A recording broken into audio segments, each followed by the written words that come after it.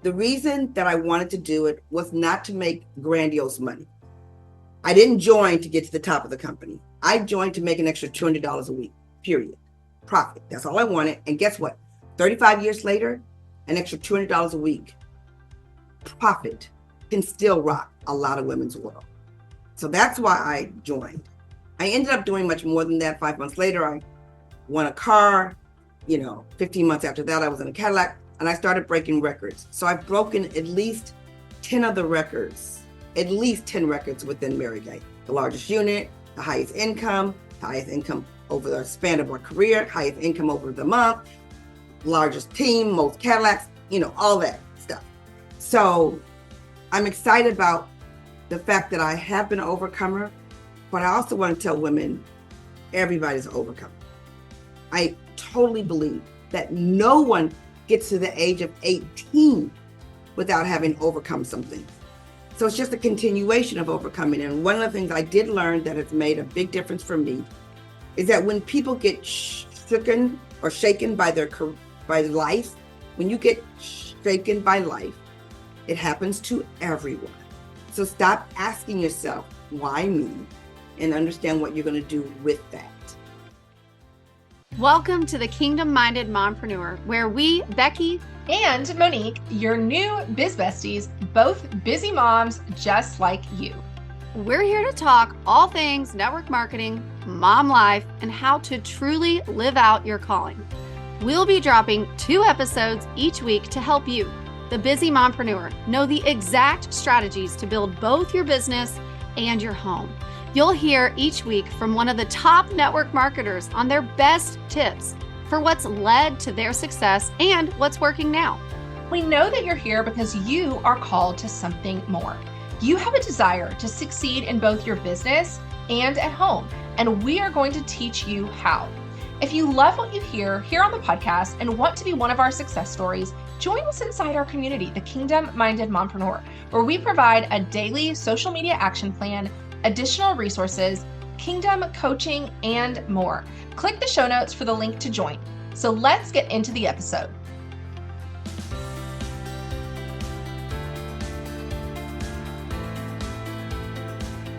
Hello, friends. I am beyond excited for today's podcast episode because Monique and I are sitting down with a very special guest, one that we both kind of fainted and fell out of our seats when she accepted our invitation. And so we're excited to welcome Gloria Mayfield Banks to our podcast today. Gloria, welcome. We're so excited you're here. I'm very excited. I can't even tell you how excited I was because this type of support wasn't available for me when I was building. So Monique, Becky, I'm very thrilled to be in front of your audience. Thank you so much. I know Monique and I have been talking a little bit about and kind of, I'll use the word stalking your social media.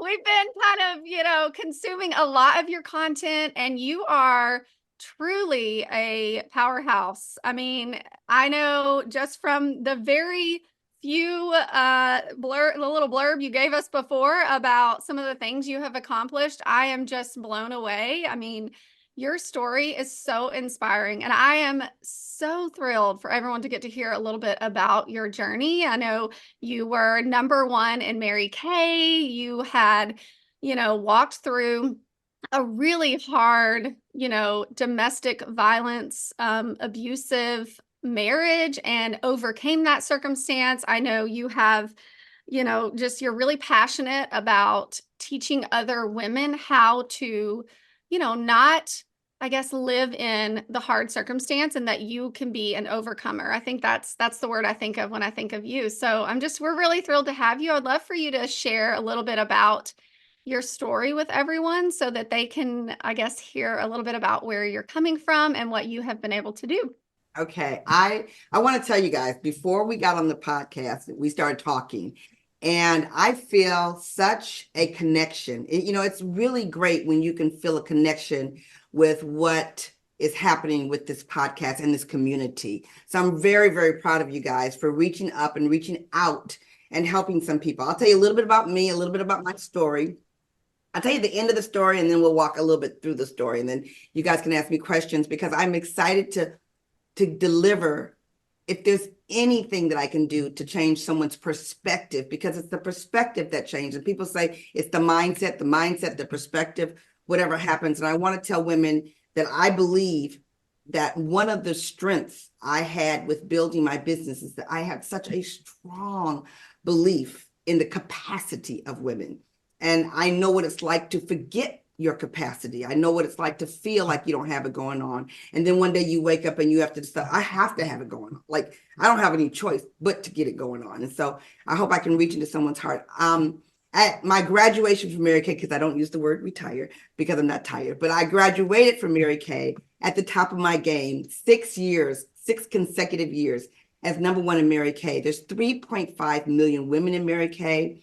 That we're in over 40 countries. I decided to build in 8 of those countries internationally. So it was very, very, very great. And I want to tell you that I did that with a very successful marriage to a very successful man who was an entrepreneur in his own right as well. So I span the gamut from being a single parent to having a really bad marriage, to having a really great blended family. So I can talk a little bit about that. But it was a phenomenal career, 1 month shy of 35 years. So if you are listening, if you're watching, and if you happen to be wondering if the direct selling industry is the right choice, trust me when I tell you it is. And you don't have to trust me. You just have to make up your mind to find the right people to trust, because it is an industry that's powerful, and everything will come at you to tell you that it's not. As with everything in life, it's with everything. If you decide to cut your hair, your girlfriend's going to say, why are you going to do that? If you decide to buy a car, your girlfriend's going to say, why'd you buy that car? If you decide to move over to this different part of town, they're going to say, why are you going to do that? So everything we ever do is always questioned. But sometimes when we decide to go into this career, we think that it's other people are questioning this, and therefore, but they question doctors when they want to become a doctor. They question nurses when they want to become a nurse. My son's a lawyer. They question him when he wanted to become a lawyer. So just know everything's questioned. You have to decide to Yeah. trust. You know? Oh my goodness, Gloria, just your energy and your confidence. I'm like, no wonder you were #1. You're like so enthusiastic and, have that belief in what it is that you are passionate about, what it is that you're doing. So I would love for us to unpack your how in just a second. When you said #1 for 6, did you just catch that? 6 years in a row, not just #1 once or twice, 6 years in a row. So I'd love for us to unpack that here in a second. But can you take us back to how you got started? So, you were talking about domestic violence, like share with us a little bit about that story and how did Mary Kay enter your life? Okay. Well, let me say to everyone, I grew up in a really great household in Detroit, Michigan, strong middle class. Parents were very passionate about building our self-esteem. So I'm the third of 4 girls. All of us ended up to be very successful entrepreneurs. None of us saw entrepreneurship growing up. So that was not my deal. I didn't want it, didn't know about it, didn't care about it. That wasn't my deal. I was clearly positioned in my head to go for the C-suite. So when I was in the 7th grade, they found out I was dyslexic. Boom. Big challenge for me, like huge challenge. And both my parents were educators, and my mother at that time was teaching at that time. So they missed it because they didn't have the type of support they have for it now. Anyway, found out, had some extra work done, worked with me, went on to Howard University in Washington, D.C., then started working for Polaroid, and then had moved to Boston, and then went to Harvard Business School to get my MBA. You guys, my very first day at Harvard, I started with a black eye. So when I tell people I was in the midst of domestic violence, and I tell them, look at me, because I was a very successful, strong family values, positive environment, blah, blah, blah, all the blah, blah, blah, blah. But every 3 or 4 women walking around the world has dealt with some form of domestic violence, either seen it, been a part of it, know someone who's been touched by it. And that was me. So, but this optimistic attitude that people see in me, every single skill we have that's powerful also has a dark side. So that positive optimistic attitude I had kept me in that relationship for 10 years, all the way through Harvard Business School, all the way through my children. So when my kids were 1 and 2 years old and they're 13 months apart, so trust me, mompreneurs, I get it. Like when I tell you I get it, I get it. They were young and I needed to get out of that situation, but I didn't know how. And you guys, was a very highly paid executive who had a 60, 70, sometimes 80-hour work week. And I had an hour commute back and forth to my job in a domestic violence situation with 1 or 2. That's why I will tell you, I understand the capacity of women, not the capacity of me, but the capacity of most. We just don't know it. So anyway,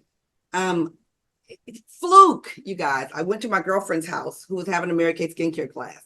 I didn't even wear makeup, but I went over to her house. I saw this woman sell a lot. And I decided in that moment, I was going to sell Mary Kay. Like I didn't know the facts. I didn't know none of that. So that's why I'm strong at recruiting, because I tell people you can try anything. You don't fail at it. You just either like it or you don't. You can't fail at squirt spread and ask somebody if they want more of it. You just can't fail at it. You just don't like it or you do like it. And so sure enough, in my first 5 months, okay, let me just say this. The reason that I wanted to do it was not to make grandiose money. I didn't join to get to the top of the company. I joined to make an extra $200 a week, period. Profit. That's all I wanted. And guess what? 35 years later, an extra $200 a week, profit can still rock a lot of women's world. So that's why I joined. I ended up doing much more than that. 5 months later, I won a car. 15 months after that, I was in a Cadillac and I started breaking records. So I've broken at least 10 other records, at least 10 records within Mary Kay. The largest unit, the highest income over the span of our career, highest income over the month, largest team, most Cadillacs, all that stuff. So I'm excited about the fact that I have been an overcomer, but I also want to tell women, everybody's an overcomer.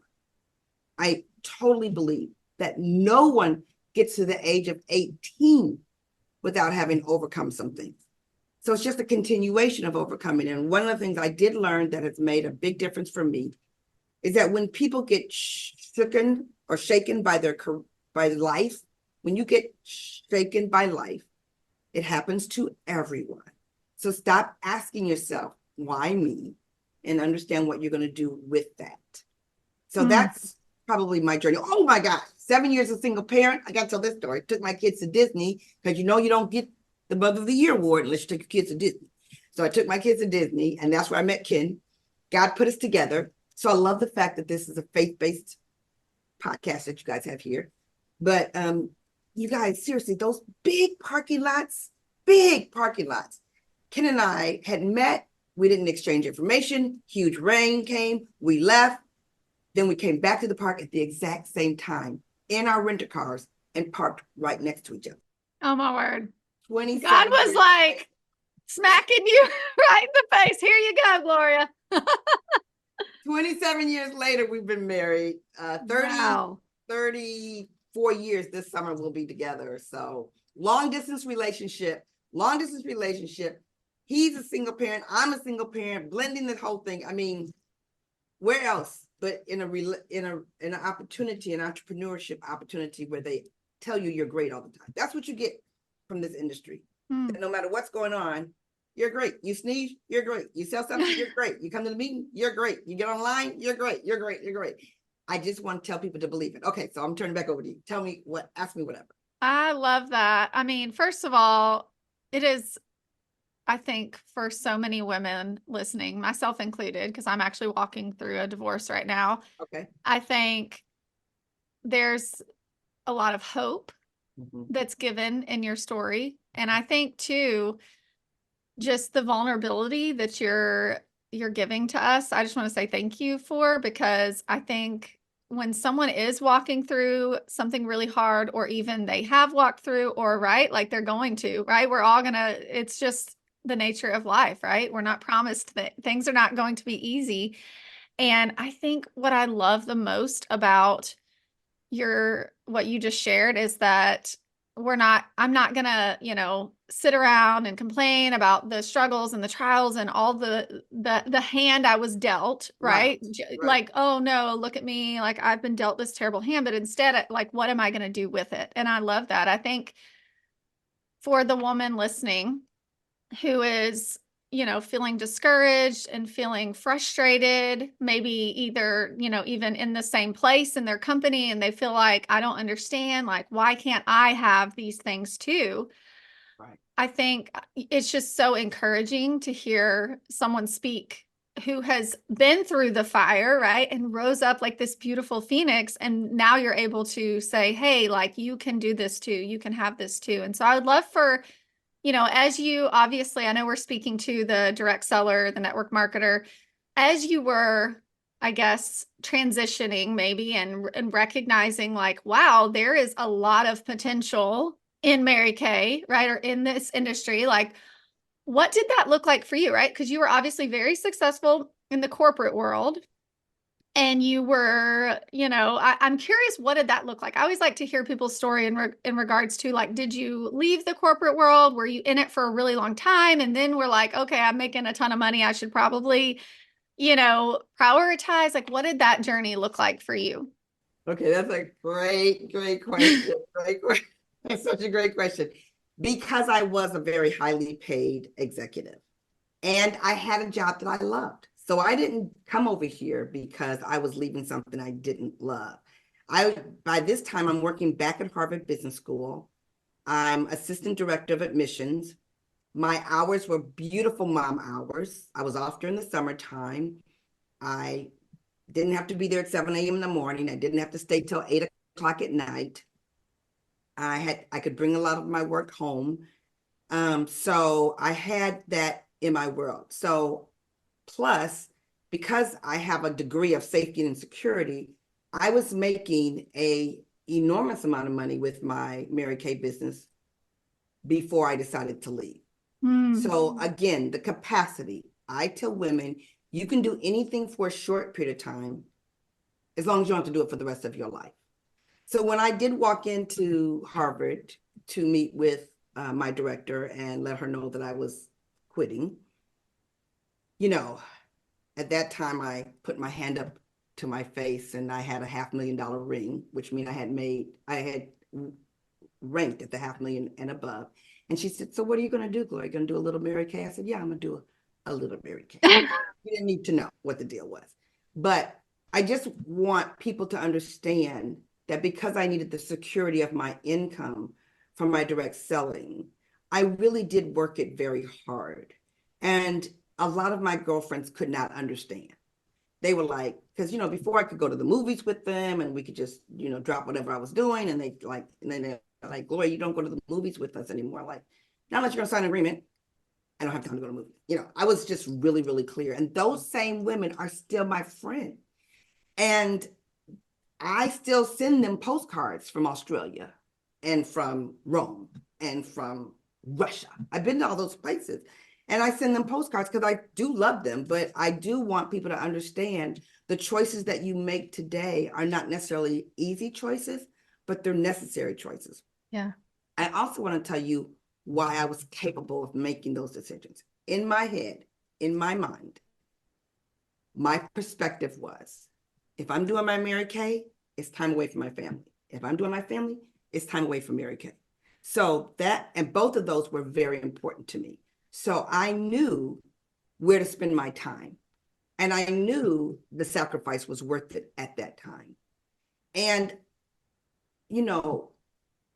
because I came from a divorce situation, I want you guys to know that I love the fact that in front of me were very successful women with very successful marriages. I just didn't have one at the time, but I knew that it was possible. But also there were women that had been divorced. And I used to say to them, when I worked at IBM and I was at the top of my charts with IBM, I met people who were married and people who were divorced. When I was at Harvard Business School, I met people that were married and people that were divorced. So you come to direct selling, I met people that were married and people that were divorced. So that wasn't the deal. What the deal was, how excited and how energetic and how grateful can you be in the moment, even in the darkness? you guys, I want to say this to you. I did not understand why I was in domestic violence. I didn't know, you start asking the Lord, why am I in this situation? I'm not familiar with that. My father was an amazing father, just amazing husband. Like, what in the world? Then, you guys, years later, after my responsibility was to grow other people into a level of success that they were unfamiliar with, when they would come to me with passion and tears, because tears, when you're not making the move that you thought you were going to make, is a gift, because that means you're ambitious. They would cry, and I'd look at them and say, you cry, tears don't bother me. I don't get moved by tears. When you cry, and I don't go, and I get it. I've been in domestic violence, so I know the light is coming. It may not be light right now, but I know the light is coming. So go ahead and cry, and let's get through that piece so that I can go on to help you see further. Yeah. Right. Oh, Gloria, this is so good. This is so good. Yeah, I think there's so much wisdom. I hope you all are listening and just really taking notes, because when someone has walked through it and come out the other side and they have that track record, you want to hear, okay, how is that person doing it? So I want to go back to something you said, because I think this was really impactful. When you talked about, you said, I worked hard. It was hard work. And you said there were times where friends would ask you to go do lunches or different things, and you had to say no. I'd love for you to speak to that, because one of the things that Becky and I talk with our clients about is the difference between the sacred and the sacrifice, and recognizing what are the things that you're going to have to sacrifice in order to be successful. And then, you just talked about your family, the sacred, like what are those things that are important? So I first would ask that as, what is it that you look at and you say, okay, these are the things that I had to do. Here's the hard work, the nitty gritty that I had to do in order to achieve the success that I had. Right. Well, let me tell you what it wasn't. It wasn't cleaning my house. It wasn't cooking the dinners. It wasn't making sure that the toilet was done. It wasn't making sure that I had to pick up behind the 1 and 2 who became 2 and 3, who became 3 and 4, because I understand the value of a housekeeper. I understand the value. For me, I understood the value of a live-in, which not everybody can do. I get it. But I had a large degree of help that most people weren't comfortable with. And my mother said to me once, she said, Gloria, how are your kids going to learn how to clean up behind themselves if you have a housekeeper? I looked at her and said, I don't know. The Kennedys figured it out. I have no clue how they're going to understand, but they're not going to learn how to do the baseboards from me. Like I learned how to do the baseboards from you. They're going to learn. So, and both my children, I had 2, Ken had 2. They're all phenomenal housekeepers. They're all phenomenal at this. But what I did know was, number one, I valued my income. Not only what I was making, but what I could make. So I knew if I did over here, I couldn't do over here. My kids needed, because of the Boston school system, they needed to go to private school. And I needed them to be highly educated.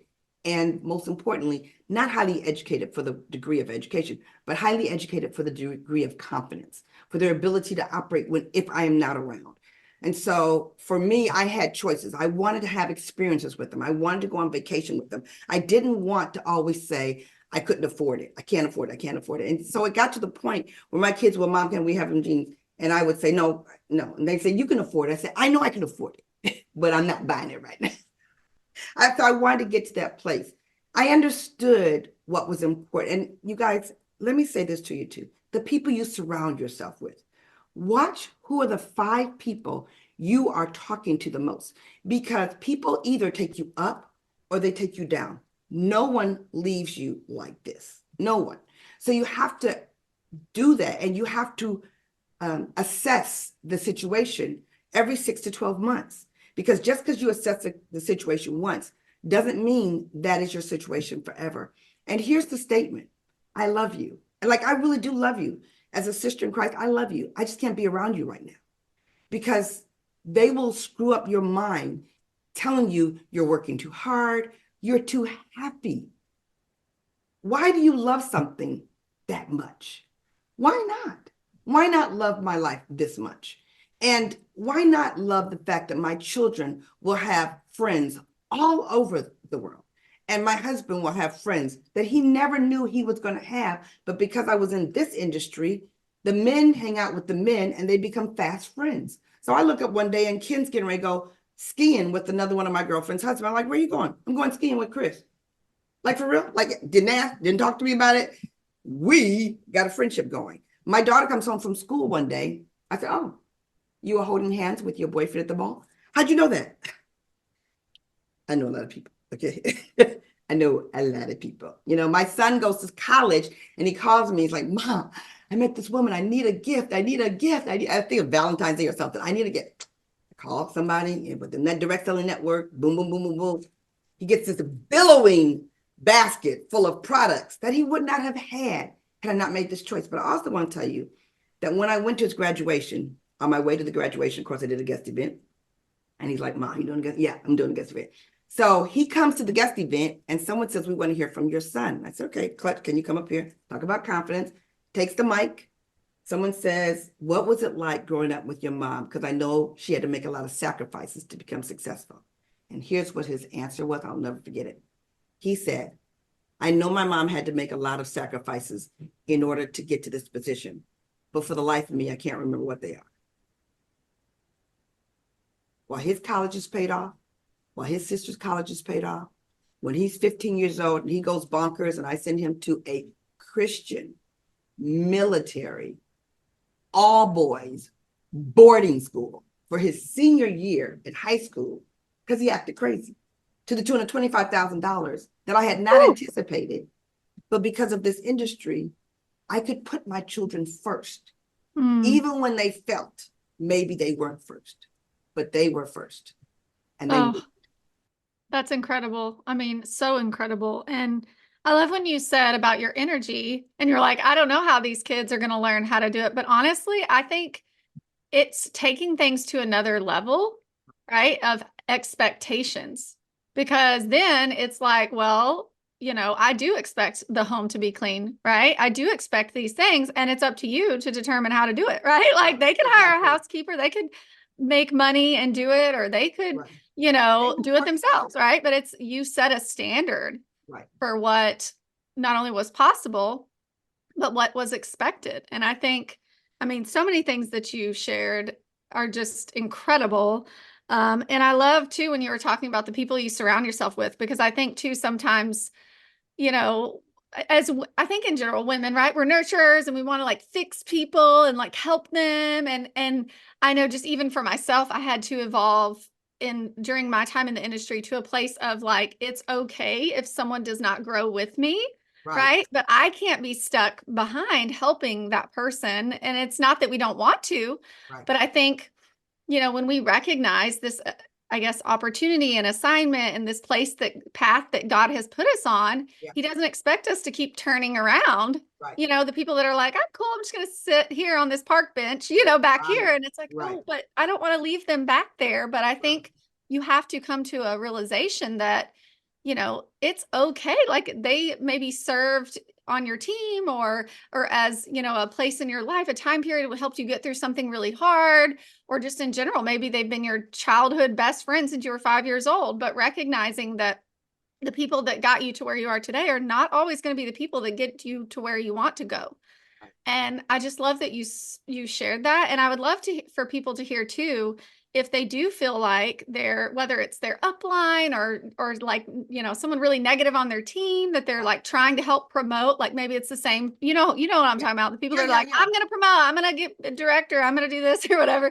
And you're like, okay, what would you say to that person, that leader who is, you know, they've got these people in their life that they do love, and maybe even family, right? Like maybe even someone that they're like, I can't just like cut them out of my life. But what does that look like to create a boundary where you're not, you know, severing the relationship, but you're able to continue to evolve and grow?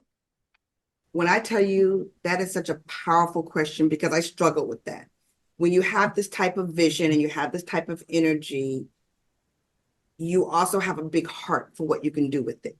I am 100% sure that God gave us gifts for us to use to positively impact other people. And if you stay small, the size of your impact stays small. So you have to understand you must grow your influence in order to increase your impact. And so I asked a girlfriend of mine, what do I do? Because I don't want to cut people off. I don't want to sever my relationship. I don't want them to feel bad because I made a choice. She said, you don't make a choice, Gloria. You run hard, they hang on, and if they want to let go, you let them go. But you just keep running hard at the pace you're meant to run. Don't slow your pace down because your success will always make other people uncomfortable. Yeah. But you run hard, you embrace everybody, and they let go when it's their time to let go. I don't have to select them that way. I just have to decide which curve I'm going to go around to get me where I want to go. You know, I just want to say this, my masterclass, my free masterclass that I'm running tomorrow on Saturday at 2 p.m. Eastern Standard Time is talking to these kinds of things. And that is such an important question because I'm going to be talking about increase your team, increase your income, and increase your strategy. Because once you understand the strategy, then it becomes duplicatable. And that's what you guys are teaching here, is to get an understanding so that they can implement it over and over and over again. But your question is so important because sometimes we think playing small is comfortable, but it is not comfortable. And there's no comfort in the comfort zone. Ask yourself, every time you say, I'm in my comfort zone, you are realizing that you're uncomfortable. It's like people who say, I like to be in the background. Do you really like to be in the background? Maybe you do like to be in the background, but in that background, there are gifts that you're supposed to play. It doesn't mean that you're supposed to be dormant because you've decided that's where your comfort is. When you grow, it is uncomfortable and it is exciting. It's not just uncomfortable. It's uncomfortable and it's exciting when you choose to grow. Yeah. And when you surround yourself with the people who are growing, you know, Ed Milet talks about the temperature rising. Like if you're running at a higher temperature, the people who come around you, if they spend enough time with you, they're going to start raising their temperature. And Gloria, I just have to say, even just in this conversation, I'm like, our temperature has been raised. You have called us higher. I'm like, when do I need to be getting someone to clean my baseboards and my cooking and all of that? So I would love to hear, what do you feel like sets you apart? Okay. There's a couple things I think. No, there's a couple things I know. Number one, it took me a minute. It did. It took me a minute, but I decided to embrace my energy, embrace my charisma. As I grew it, I grew my energy, I grew my charisma, I grew my confidence. I understand that it takes courage to grow confidence. And when you have the confidence, you change your choices. So I didn't run from my uncomfortable situations. I ran to my uncomfortable situations. How do you meet people? How do you introduce yourself? How do you overcome rejection? How do you deal with the no's? No's still hurt. I was very successful and people were still telling me no. I looked at them like, do you like telling me no? You know, you still get the no's, but you have to understand how to do that. That's one thing. So embracing my gifts, meaning I have certain gifts and I also am missing certain gifts. So I'm not going to get it all. Number two, what made me very successful is that I understood the rule of attracting the right people to me, not everybody, meaning I would offer to everybody. I would grow with everybody. I put the playground in front of everybody. And those that were going to stay with me or should stay with me will blossom up out of that. I know you can't choose, because if you saw me before I came into Mary Kay in a domestic violence situation with a 1-year-old and a 2-year-old at the grocery store at 10:30 at night with 2 children that should have been in the bed, but this is the only time that I could do it, you would have judged me or thought I was not capable of that. So you can't decide who's going to be great. Number 3, I understand the strategy. I understand that I'm an entrepreneur. I am not an employee. I'm an entrepreneur. I don't do Mary Kay. I built a business with Mary Kay. And when you understand that you're an entrepreneur and you're in charge, you make different choices, even when your business is small. And you talked about your upline and you guys, it doesn't mean that you're going to get along with everybody. It doesn't mean that you're going to agree with everybody. You've been given a decision-making ability for a reason. So my whole thing was, I just want to have the freedom to tell you what I need to tell you. And I want you to have the freedom to tell me if you agree or not. We don't have to agree on everything, but we need to have the freedom to have the conversation. There's many mentors in this business. I don't have to be your primary mentor because I'm your upline. I just need to be one person who is free to show you the example that I set for myself. If you find someone else who has a better description of what you should do, then please listen to that person. You're a grown adult. I'm not going to tell you what events to go to or who to listen to. You are grown. I'm not going to tell you who to marry, who not to marry. I'm not going to tell you what time to eat or what not to eat. I'm not going to do that. I'm just going to tell you what I did and what worked for me. And I'm not quite sure how many times I need to be number one to let you know I know what I'm talking about. I used to stand on stage. My boldness is very clear. And I said, you too can be number two. You can be number one, okay? I can be number one, period. Capital T. But you're welcome to be number two. And I'm powerful at helping you get there because I'm angry. I'm angry because 92% of women working make less than $100,000 a year. And they just do not understand the value of getting there. And they don't understand there is a method to get there. They just don't know the method. But do they have the capacity? Yes. Do they have the intelligence? Yes. Do they have the time? Absolutely. Do they know how to use the time? Maybe not. Do they know how to use their gifts? Maybe not. But I promise you, this industry will bring it out. Oh, so good. Oh my word. I could literally listen to you all day. Just like, oh my gosh. I literally have like 3 pages of notes. Just so many mic drop moments. And I just am so grateful for your time with us. And I love too, when you said, when you have confidence, it changes your circumstances. And I just think that is so powerful because I think at the end of the day, the majority of women, not everyone, but the majority of women, see this avenue, direct sales, as a way to change their circumstances. Right. But like you said, there's just a lack of confidence, a lack of, how do I show up? What do I do? And I love your energy. I love your story. I love just everything about our time with you. And, before we hit record, we were sharing with you, our brand and like audience and the woman, the kingdom-minded mompreneur. And so we always like to ask our expert guest, what is their definition of the kingdom-minded mompreneur? I honestly believe that the kingdom-minded mompreneur understands that when she becomes her best self, she's therefore the best for her family and her community. I think that so many times we've heard this where we get into a situation where we put everything in front of us and we're the last to get a massage, the last to spend time, the last to get good sleep, the last to eat right. But the bottom line is, and I want to tell you guys, this did not come from direct selling. This came from my father. He said, Gloria, look at yourself in the mirror before you leave out this house and make sure you're bringing your best self forward. So if women, you can ask any woman who's gotten to the top. And that's why I love what Monique and Becky are doing here, because they've been there and they know they had to select themselves first. And it's not talked about enough that when you select yourself first, then you are better for your kids.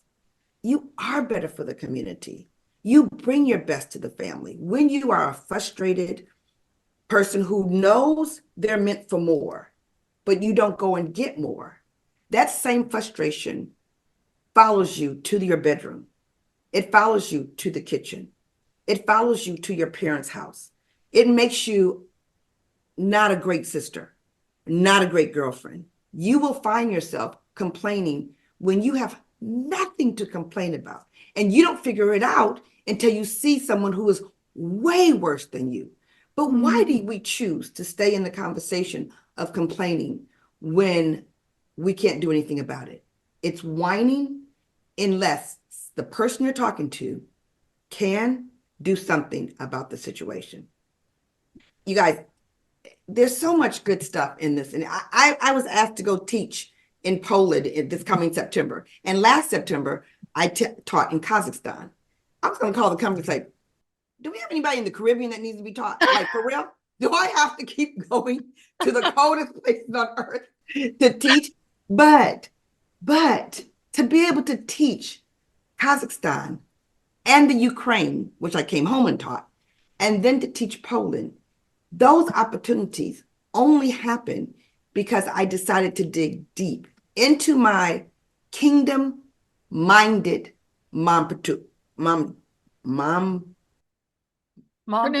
We still I know, it's a mouthful. That's dyslexic. When you're dyslexic, you only know how to say and spell words that you've memorized. I can't phonetically figure it out, but that's a whole nother talk show. But I will tell you for sure, it is worth it. Yeah. And that's what I see from the kingdom-minded mompreneur. Thank you, Gloria. Oh, we would love for you to share with our audience where they can find you. We're going to put all of this in the show notes, but if you want to share with them how they can connect with you, you also mentioned that you were going to be having a masterclass on Saturday. If you want to share a little bit about that as well. That would be great. You guys find me definitely because I love girlfriends. I love girlfriends. I love the people that are listening. I love your clients. I love your customers. I love your team members because I love having girlfriends, and they can find me on gloriamayfieldbanks.com. If you go to gloriamayfieldbanks.com, there's a what do you call it? Thing there that points them to the masterclass that I'm having on Saturday. But also, I love it when you join me on Instagram at Gloria Banks. I love it when you follow me at Gloria Mayfield Banks on Facebook. I love it when you find me on TikTok. Oh my word. We don't have time to talk about social media, but if I were to talk to you guys about it, trust me, I'm on LinkedIn. I'm everywhere. Maybe we'll have you back. I was going to say, I think that's another conversation we'll have to have. We'll have you back, talk about social media. We have to have that conversation because people are looking for you. And I want to say, Monique, you asked me what made me different. And I want to say this to the women that are listening. You have to know people are looking for you. You have to know that. They're looking for you. They're not looking for me. They're looking for you. So if you know they're looking for you, they may not know it. And the person who says no today might say yes in 6 months or 3 years. So don't take any ask for granted. Every ask is important.